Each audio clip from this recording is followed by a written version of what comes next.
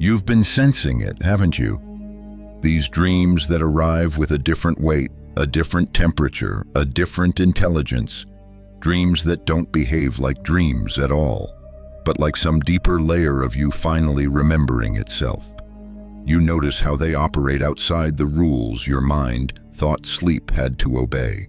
You wake with a certainty you can't explain, only feel a certainty that something fundamental has shifted beneath every thought you've ever called mine. And in that quiet certainty, you begin to see it. These aren't dreams about the divine. They are dreams from the divine level of you, the level that never sleeps. You may notice how the vantage point has flipped. Rather than wandering through your dream world as a character trying to interpret symbols, awareness now stands at the center, aware of itself even while the body lies motionless. The dream does not engulf you. It unfolds within you, like a universe remembering its source in real time. This is the sign mystics tried to describe, not a mountaintop achievement or a state earned through strain, but a recognition so complete that even your dreaming mind cannot fall out of it. The shift no longer comes and goes. It stays. It permeates. It claims every level of consciousness, even the ones you once thought were unreachable. And when you wake from these dreams, notice how the knowing doesn't fade. It lingers with a steadiness that doesn't need belief to support it. It whispers that waking and dreaming are carved from the same fabric, that nothing stands outside awareness, that every experience is awareness meeting itself through different shapes. These dreams aren't handing you enlightenment. They're revealing that it was already there, operating quietly beneath every moment you thought you were separate. You might recognize the texture of these night's dreams, becoming lucid without effort, clarity appearing without the you who used to chase it. There is no dreamer on one side and dream on the other, only consciousness shaping itself into both. And now something deeper is beginning to dawn. These dreams aren't milestones on a path. They're confirmations, mirrors, signals from the part of you that never forgets. You felt it in that last line, the sense that the dreams weren't guiding you towards something, but revealing what had already settled into place. And that's where we continue, because the moment the dream stops needing a dreamer is the moment awareness begins to move without the old identity holding the reins. When consciousness recognizes itself even when the body is unconscious, a new kind of stability emerges. You may notice this as a faint continuity, a thread that remains unbroken from waking to dreaming to deep sleep and back again. It's subtle at first, like a quiet hum under everything, but once you've tasted it, you realize it was always present. You were simply too absorbed in the content of experience to hear it clearly. This is the essence of awareness without a sleeper. Not a person having a mystical moment, but awareness functioning whether or not the person is there to witness it. For most of your life, sleep meant absence, a temporary vanishing of identity, intention, perspective. You went under, and the you dissolved into darkness. But when recognition dawns, the darkness is no longer a void. It becomes a vast, luminous backdrop where awareness stays awake even when the dream body falls away.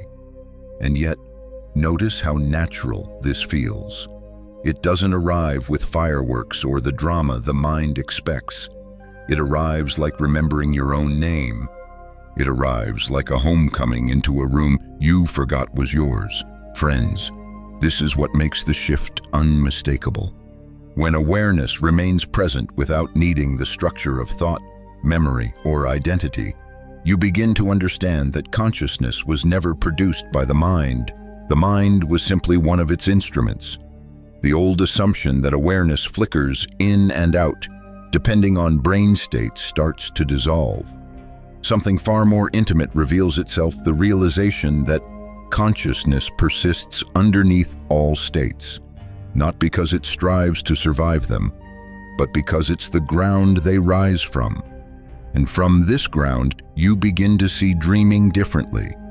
The person in the dream may run, fear, rejoice, or forget, but awareness beneath it all doesn't participate in the story. It watches, it witnesses, it allows every image to appear and disappear without attaching a self to any of it. This is why the dreams change texture. They stop being narratives pulling you along and start becoming transparent displays floating within you. You no longer identify as the dream character or the observer floating above the scene. Instead, you recognize that even the observer is an appearance within you. Consider that for a moment. Even the one who says, "I am watching the dream," is part of the dream. This is the point where the mind tries to reassert itself. It asks, but if there's no observer, who is aware? Notice how the question collapses in on itself. Awareness doesn't require a shape to be aware. It doesn't require a figure inside the dream to acknowledge itself. The observer was a costume, a role, a convenient way for consciousness to experience perspective, but the perspective was never the origin. When the observer dissolves and awareness remains, you touch the place mystics hinted at, the unconditioned presence underneath every layer of identity. And paradoxically, this presence isn't distant. It doesn't float somewhere above your life. It's closer than thought, closer than breath, closer than the sense of I.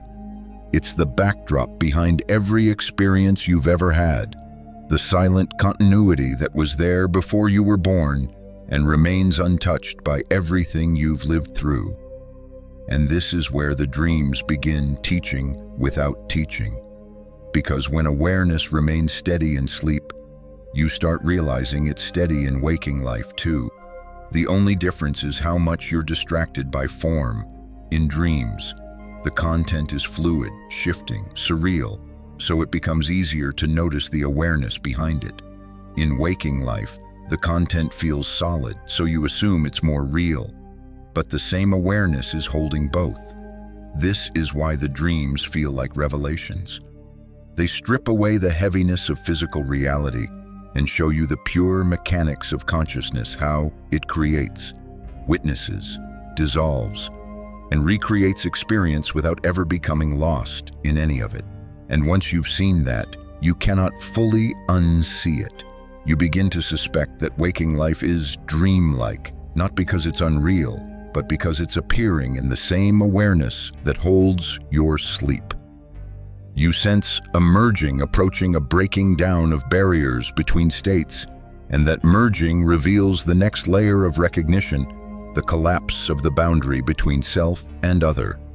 You felt that merging in the last line, the soft erosion of separateness, the sense that the one who dreams and the many who populate the dream are made of the same essence. And this is where the next layer unfolds, where the old boundary between me and everything else begins to thin until it becomes transparent, permeable, almost impossible to maintain. The dream becomes the teacher not by lecturing, but by demonstrating a truth so clearly that even unconscious states can't obscure it. Multiplicity is performance, and awareness is the actor, the stage, and the witness all at once. When this realization surfaces, it doesn't strike as philosophy. It arrives as direct experience. Imagine being in a dream where you argue with a stranger, comfort a friend, or run from a threat, and suddenly you feel not only your own perspective, but theirs as well. You feel what the stranger feels with the same intimacy as your own thoughts. You sense the friend's quiet grief as if it were inside your chest. You realize the thing you feared was simply another version of you wearing a different costume. And in that moment, something collapses, something dissolves, something ancient and rigid. The belief that others exist independently of your awareness shatters without effort. This is the collapse of the dream boundary. It doesn't happen as symbolic empathy or dream interpretation. It happens as lived recognition that there is no other in the dream at all. Every character is consciousness shaping itself into different angles of experience. Every emotion is sourced from the same field.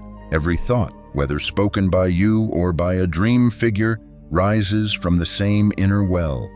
You may wake from such a dream stunned, breathless, as if the entire architecture of self and other has been quietly rewired. And notice how the mind struggles to explain it. It tries to say, "That was vivid," or "That was strange," because the mind is built on boundaries. But the recognition that touched you in the dream didn't come from the mind. It came from the awareness beneath it, the awareness that sees through the illusion with ease because it was never fooled by it. Friends, this shift is profound because it begins to bleed into waking life. You may find that interactions change. A conversation with someone suddenly feels less like two beings facing each other and more like one field expressing itself in two voices. You notice you're listening differently, speaking differently, perceiving differently. You sense an underlying unity even when personalities clash. The edges of identity soften, not because you're trying to be compassionate for me, but because compassion becomes unnecessary. You recognize the self you defended was an appearance, and every apparent other is another appearance of the same awareness. And yet, this collapse of boundaries doesn't make you disappear into passivity. Instead, it brings clarity. You still navigate life. You respond, make decisions, and feel emotions. But you no longer carry the heaviness of separation. You act from a place of spaciousness, not from contraction. You see anger rise in someone else and feel the echo of its origin inside you. You watch joy erupt and sense how it ripples through one continuous field.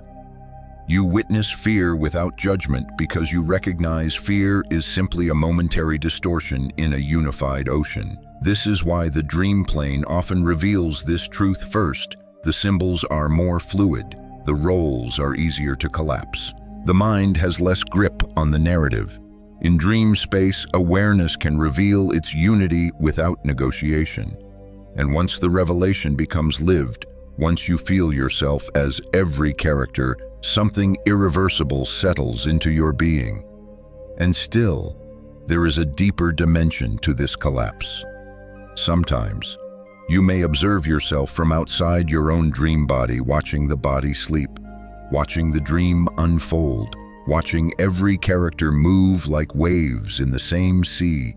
In those moments, you recognize that even the you thought was the center is just another figure on the screen. The perspective behind the perspective, the awareness watching the watcher, is the true vantage point. The dreamer dissolves, and what remains is the infinite field in which dreaming occurs. When this becomes steady, you understand why the collapse of the dream boundary is not merely spiritual insight. It's the beginning of a larger dissolution, the unraveling of time itself. You felt that unraveling in the final line, the sense that once the boundary between self and other dissolves, something deeper must follow. Because if you are not separate from the characters in the dream, then you cannot be separate from the moments in the dream either. And this is where the next revelation rises. Subtle but unstoppable time itself begins to loosen its grip. The sequence you once relied on past, leading to present. Present inching toward future starts to wobble, like an old structure whose foundation has quietly dissolved. It begins in dreams because dreams are where time is most willing to show its seams. You may find yourself walking through a childhood memory that shifts, mid-sentence, into something from last week. You might see your future self speaking to your younger self, as if both were standing on the same floor of reality. Or you may feel something stranger, not a jump forward or backward, but all moments happening simultaneously, like a single living tapestry stretching in every direction at once. And friends, this is where the mind gets overwhelmed, because the mind is built to survive in linear time. It needs cause and effect.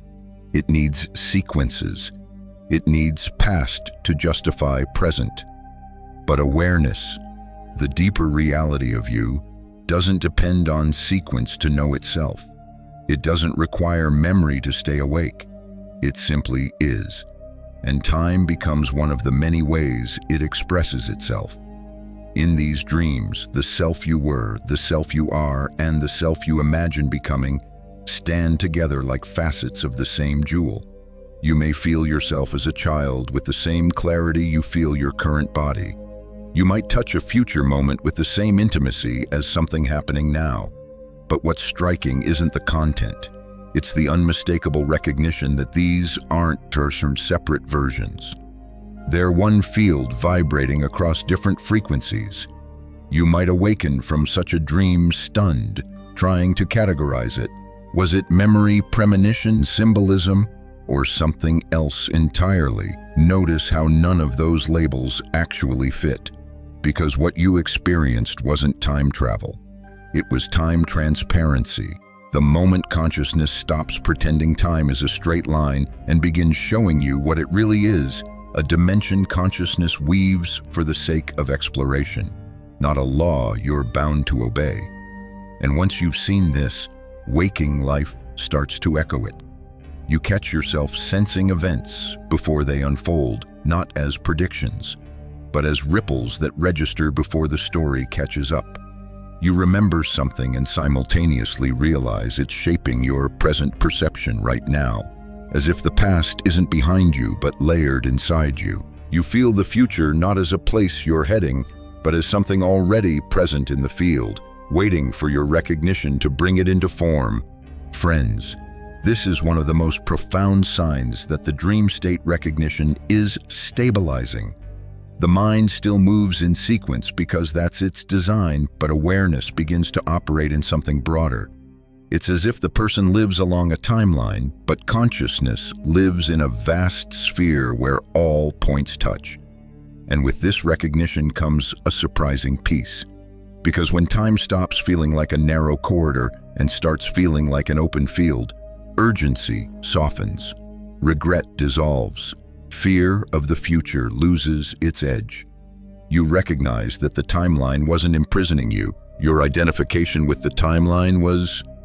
The dream showed you what waking life was always hiding, that every moment arises from the same eternal now, the same timeless awareness that perceives dreams, waking life, memory, and imagination as variations of one infinite texture.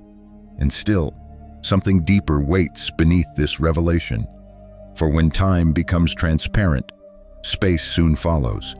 You begin to feel not only the fluidity of moments, but the vastness in which all moments float, the infinite expanse that holds every timeline, every dream, every possibility not as a distant cosmos, but as the very nature of what you are. This is where the next layer emerges, the recognition of yourself as space itself, not a being moving through space.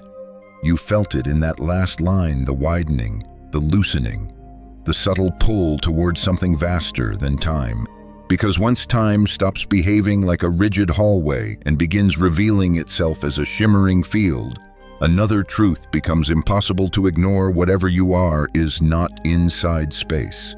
Space is inside you. And dreams begin showing this in ways waking life rarely can, because they aren't bound by physical laws or perceptual habits. They let the truth slip through.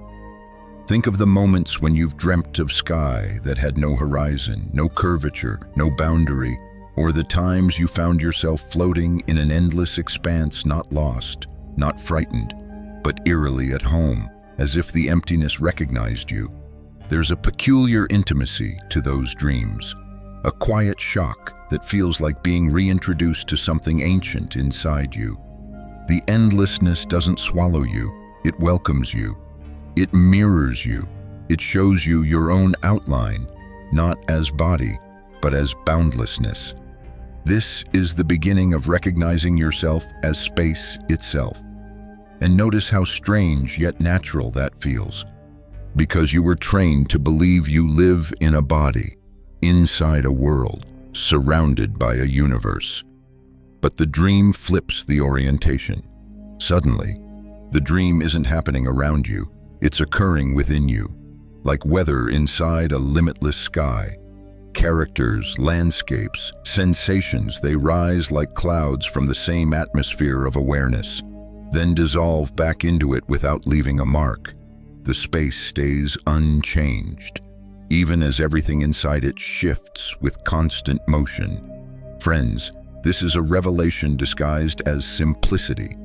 The vastness you experience in those dreams isn't a location. It's the true shape of awareness.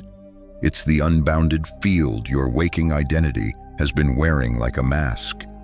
And when the dream peels that mask off, the freedom is overwhelming. You realize that nothing in the dream can threaten you because nothing in the dream is separate from you. How can a ripple harm the ocean it's made of? How can a wave be afraid of returning to the water it already is? And yet there's a deeper layer waiting beneath this. Because sometimes the dream doesn't give you a landscape at all. It gives you pure space, a vastness without stars, without ground, without direction. At first, it might feel like nothingness, but if you settle into the experience, if you let your awareness acclimate to the silence, you begin to feel something unexpected: fullness, a kind of living potential saturating the emptiness, a richness without form. This is the paradox mystics pointed to for centuries, the recognition that the void is not empty, but full of everything that could ever appear. In this recognition, you begin to understand that form is optional, content is optional, identity is optional. The space remains whether dreams are calm or chaotic, whether images flood the field or dissolve completely. And noticing this can shift your entire relationship with waking life. Because once you've felt yourself as infinite space in dreams, waking reality starts to feel softer, less solid, less capable of confining you. The room you sit in stretches wider, your body feels less like a boundary and more like a temporary center of sensation. Your thoughts move through you like birds crossing an open sky. And in that spaciousness, something else becomes clear. All appearances, waking or dreaming, arise within this same field. The emotional storms, the physical sensations, the challenges, the joys, they move like weather patterns. They come and go. They intensify and fade. None of them define the sky they travel through. This spaciousness is the quiet liberation that often goes unnoticed at first. You no longer cling to experiences with the desperation you once had. You no longer contract around fear or grasp at pleasure. Everything has room to exist. Everything is permitted to arise and pass. You become more fluid, more open, more receptive, not because you're trying to be spiritual, but because recognizing yourself as space naturally dissolves resistance. And still, there is a revelation even deeper than this one that dreams often reveal with startling tenderness. When you recognize yourself as infinite space, something profound happens. The fear of dissolution evaporates. Because how can space disappear? How can awareness end? The forms within it change, but the field remains untouched. And once this knowing stabilizes, another radical truth emerges. Death itself loses its meaning. The dream prepares you for this next unveiling, the recognition that awareness remains even when the dreamer fades. You felt it, that soft dissolving at the end of the last section. The sense that once you recognize yourself as the vastness holding every appearance, the fear of ending starts to fade. Because what could ending possibly mean to something that has no edge? What could death mean to awareness that has already seen through time, already loosened its grip on identity, already recognized itself as the space in which all forms rise and fall? This is where the dream state begins, revealing one of its most mysterious teachings. That dissolution is not destruction. It's clarity, it's return, it's recognition. And the dreams that deliver this lesson rarely arrive gently. They come disguised as ending scenes where you watch yourself collapse, fall, vanish, dissolve. In the past, dreams like this may have shaken you awake in panic, drenched in fear. But once awareness stabilizes in that deeper recognition, these dreams take on a different quality. The fear lessens. Sometimes it disappears completely, and instead of waking in terror, you wake in awe, stunned that something you believed was ultimate can vanish without affecting the awareness witnessing it. This is why so many people on the cusp of recognition experience what feels like death dreams. Not death as tragedy, but death as rehearsal. Dreams where the body drops away, yet awareness remains luminous, present, unbroken. Dreams where the identity you've carried for years evaporates like mist, yet nothing essential is lost. You feel yourself continue without form, without story, without name, not drifting into darkness, but expanding into clarity. And in those moments, something irreversible settles inside you, the recognition that what you are cannot die. Friends, this realization rearranges the architecture of your fear. Where you once feared annihilation, you now witness continuity. Where you once clung to identity, you now feel the ease of letting go. Where the mind once screamed, "This is the end," awareness whispers, "This is another beginning," and the dreams keep teaching. Sometimes you dissolve entirely. Not a dramatic collapse, not a violent ending, but a gentle unmaking. A moment where the character you thought was you simply stops being there. No transition, no farewell, just stillness. And yet, awareness remains, brighter than before, free from the shape it once inhabited.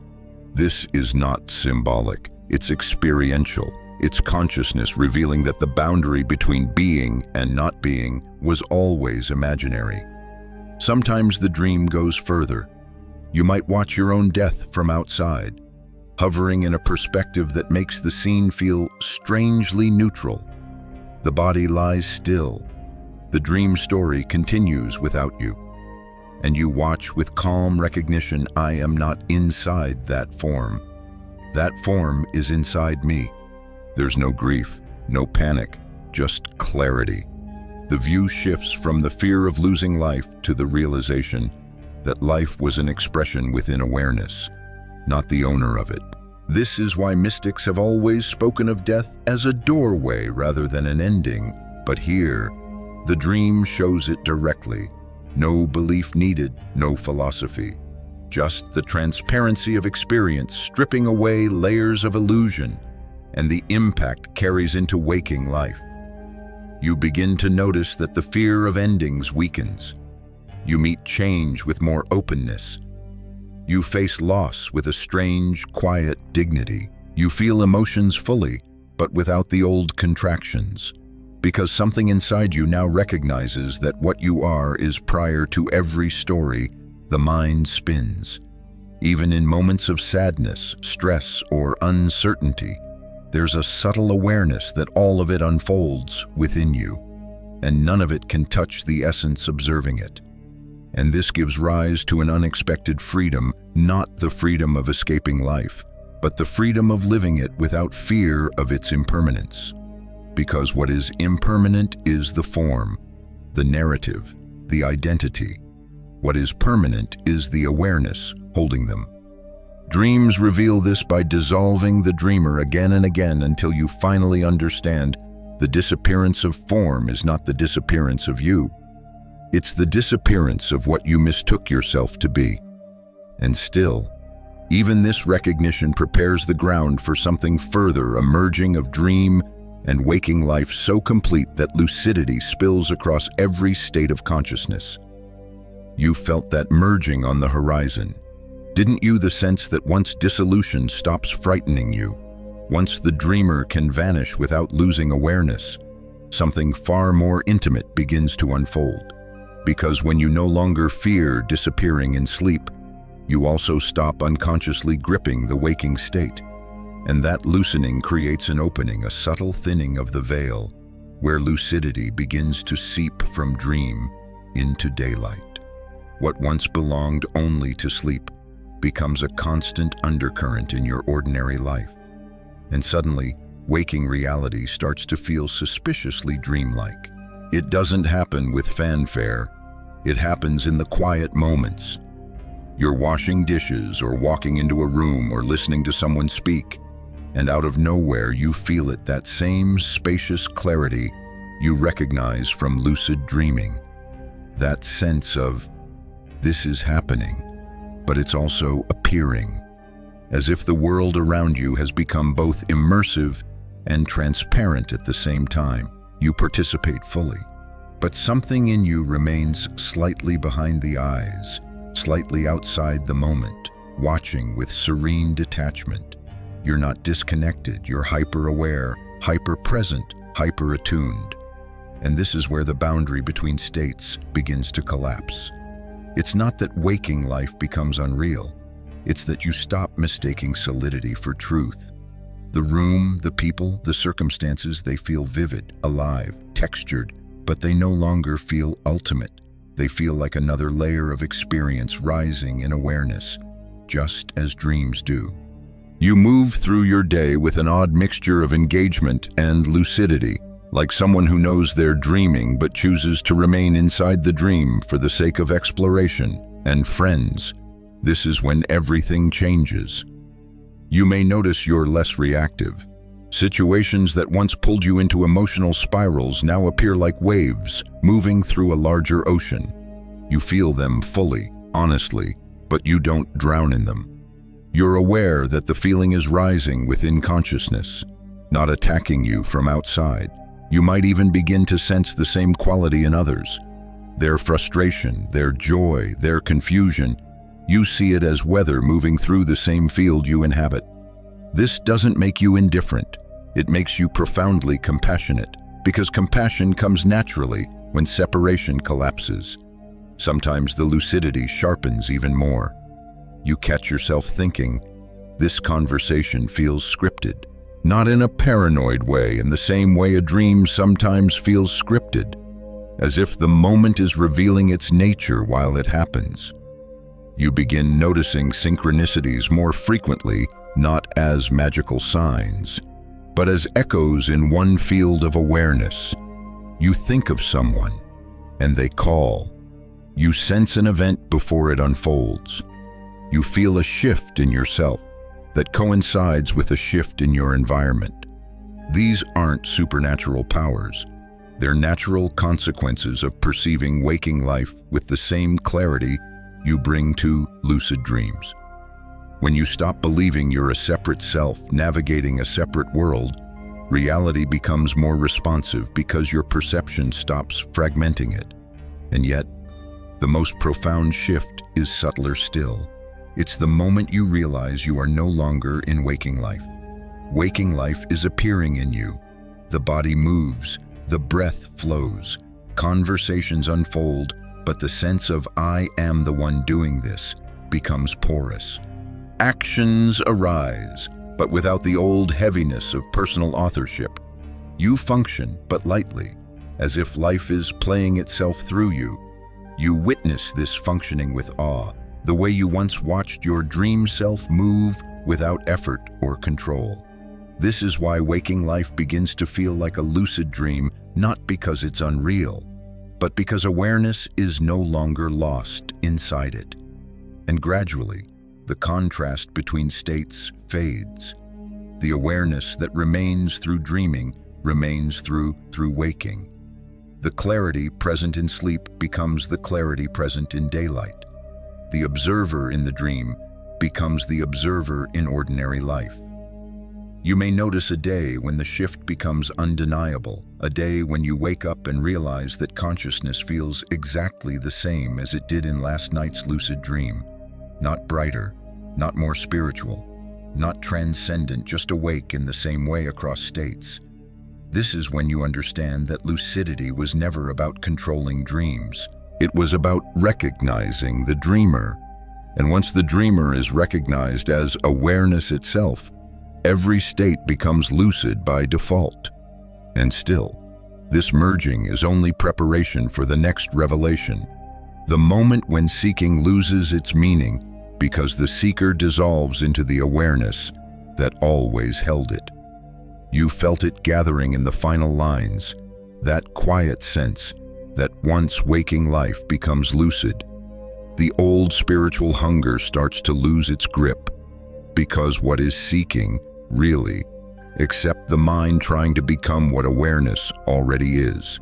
And when lucidity spreads across every state, when the same presence shines through sleep and daylight, the seeker begins to feel out of place, not rejected, not punished, simply unnecessary. Like a tool you no longer need to use because the job it was built for is complete. But this dissolution doesn't arrive as a dramatic moment.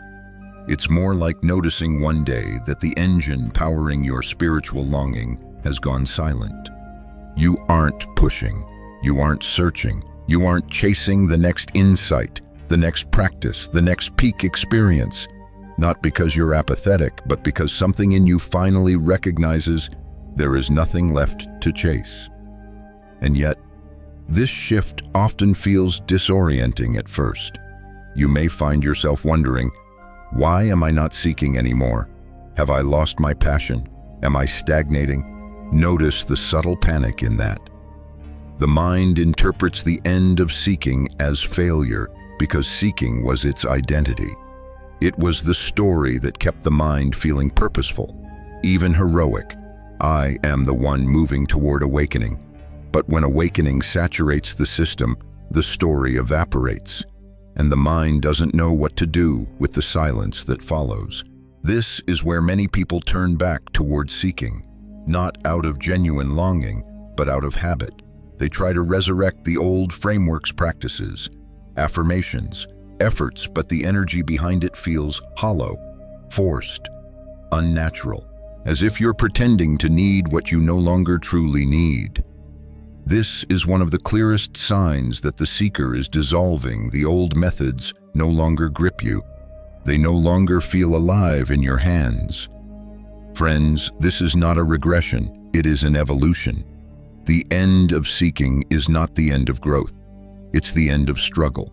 Growth continues, but it unfolds without the desperation that once accompanied it.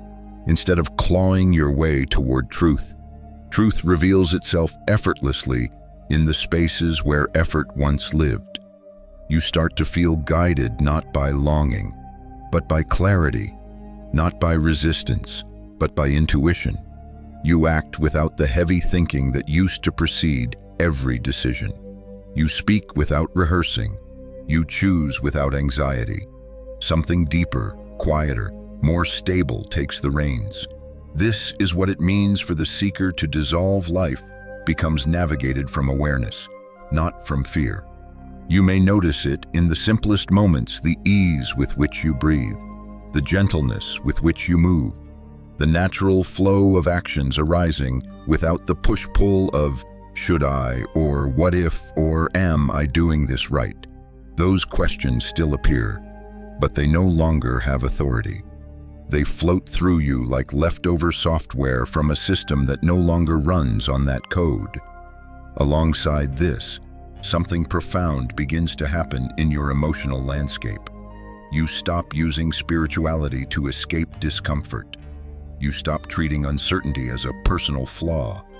You stop interpreting pain as a sign that you're spiritually failing. Instead, everything becomes permissible. Everything becomes workable. Everything becomes part of the field of awareness that you now recognize as yourself. When sadness arises, you meet it. When anger stirs, you allow it. When confusion surfaces, you watch it without the panic that once forced you into more seeking. This is the subtle liberation. The seeker collapses, and presence takes its place. But notice the collapse is not nihilistic. It doesn't leave you empty or hollow. It leaves you spacious. It leaves you capable. It leaves you in direct contact with life without the mediation of an identity fighting for salvation. The end of seeking doesn't strip away meaning. It reveals a quieter, more intimate kind of meaning that was always hidden beneath the noise. And as the seeker dissolves, something else becomes unmistakable, the recognition that life is unfolding through you. not being managed by you. The old sense of personal control softens, replaced by trust, not blind trust, but experiential trust.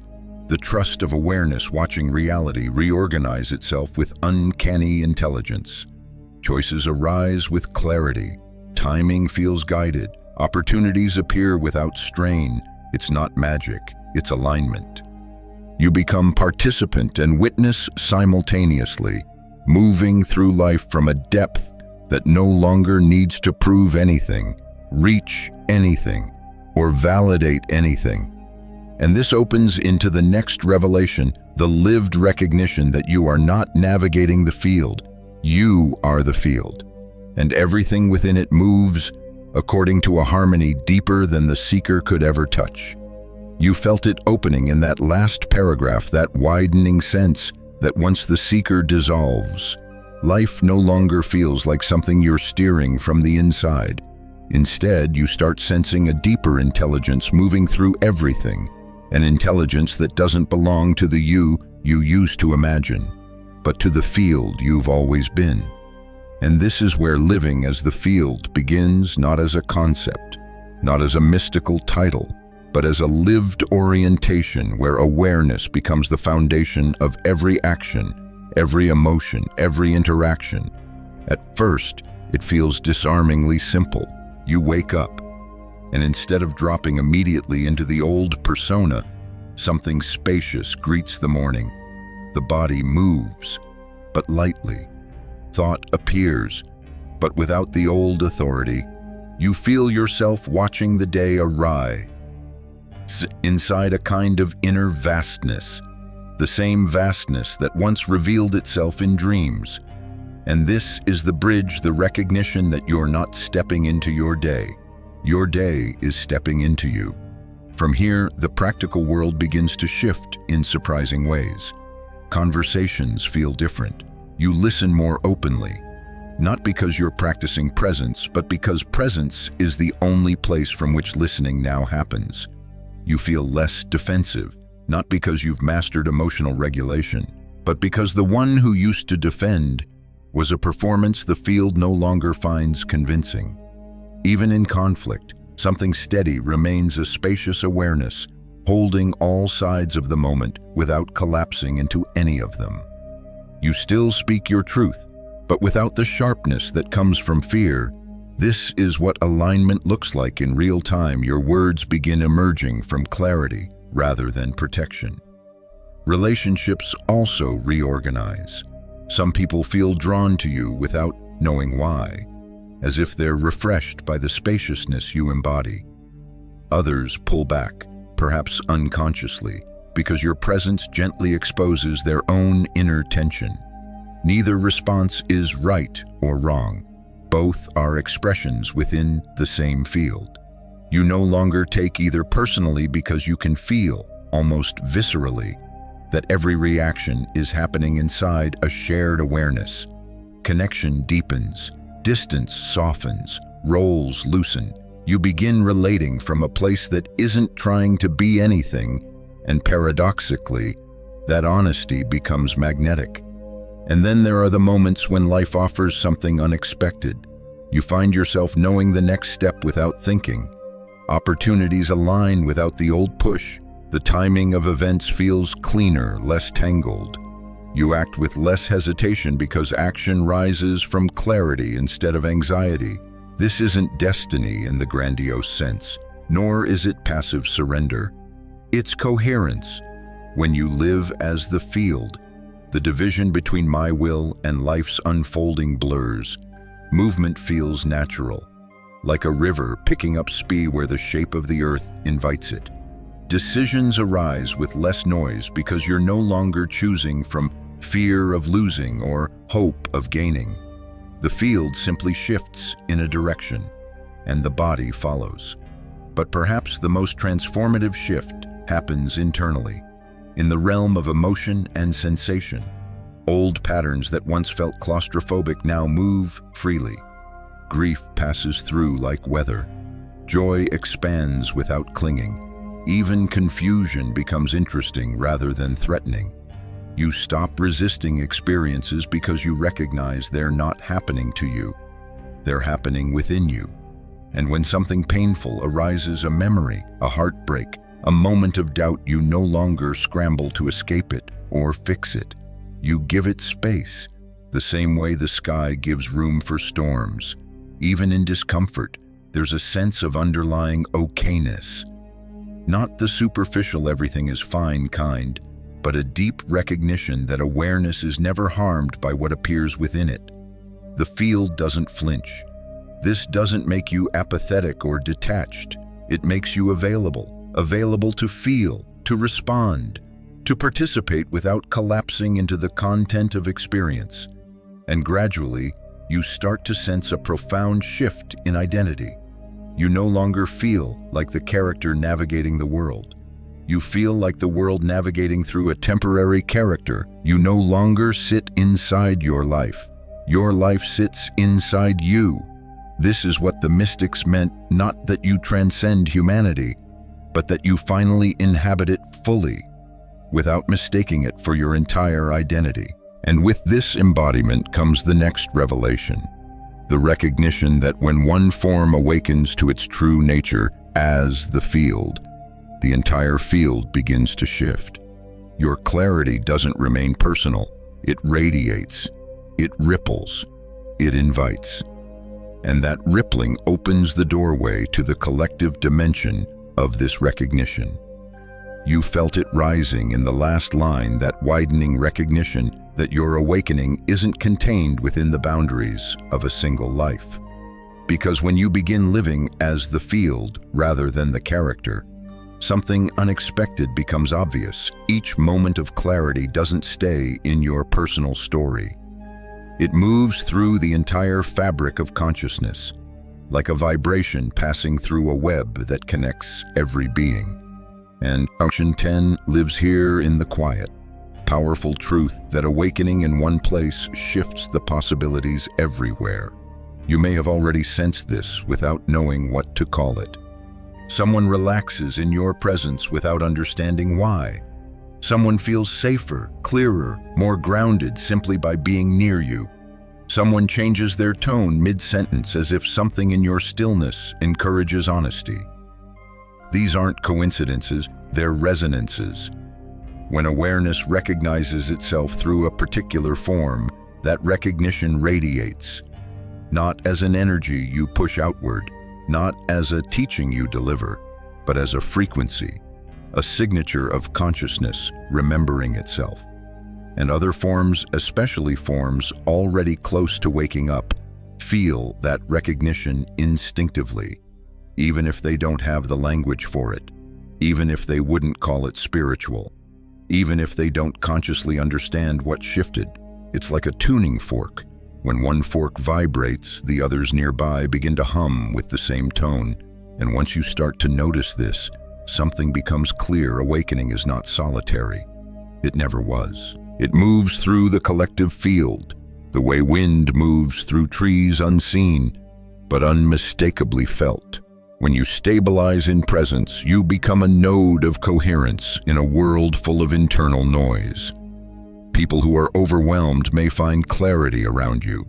People who are disconnected may feel grounded around you. People who are anxious may find their breathing deepening without trying. This isn't because you're trying to fix anyone.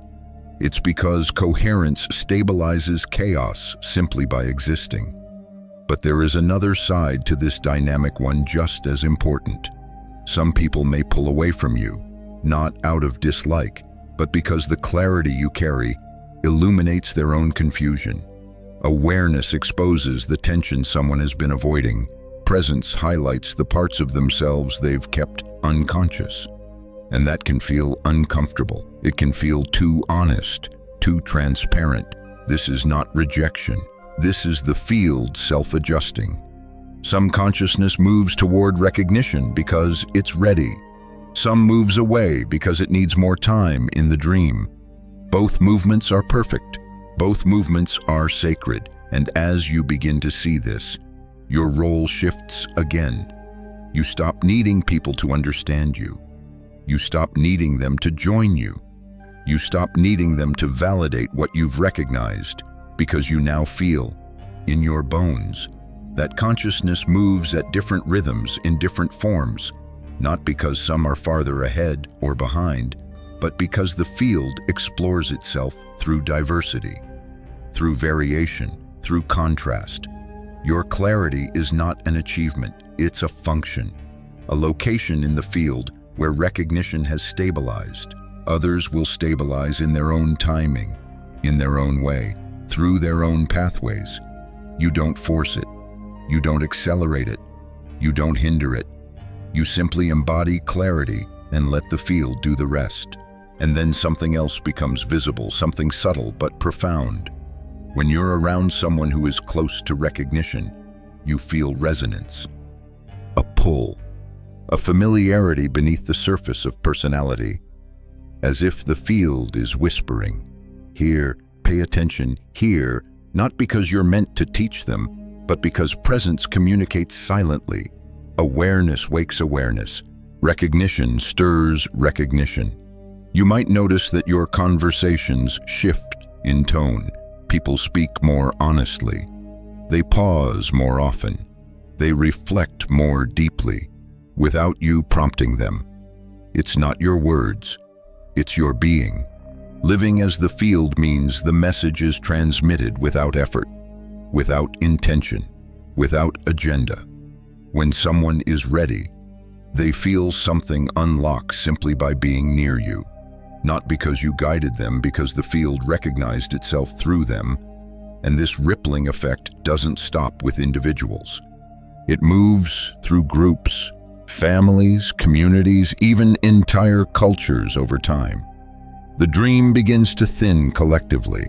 People begin asking deeper questions. Old structures feel unstable. New intuitions emerge. The collective dream prepares for broader recognition. Awakening doesn't spread like information, it spreads like light. Not by convincing, but by revealing. Not by arguing, but by radiating. Not by force, but by remembrance. And now you begin to see the full arc. The dreams you've been having were never just personal milestones. They were signals that the field has awakened through you, and that awakening moves outward in ways no one can measure, no one can control, and no one can contain. From here, the path doesn't rise upward, it widens outward, rippling through the shared fabric of all beings, preparing everything for a deeper, quieter, more universal recognition. You felt the widening in that last section, the sense that awakening doesn't end with you, because the you once believed in was never separate from the field it arose from. And now, as we move into the wind down, the current softens.